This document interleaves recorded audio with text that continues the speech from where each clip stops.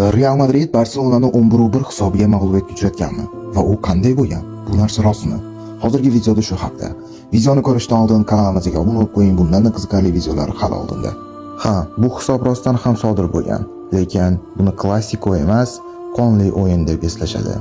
1943-yilda General Kubogi, hozirgi Qirol Kubogida Barselona Real bilan to'qnash keladi, Madridda.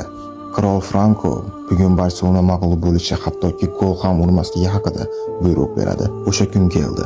Barselona futbolchilari Madridda.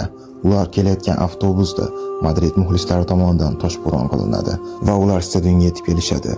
Kiyim almashtirish xonasiga esa Madridning Qo'shtirnoq ichidagi zo'ravonlari tashrif buyurishadi va agar bugun kimdir Madrid darvozasiga gol uradigan bo'lsa, ayovsiz otib tashlanishi haqida xabar berishadi.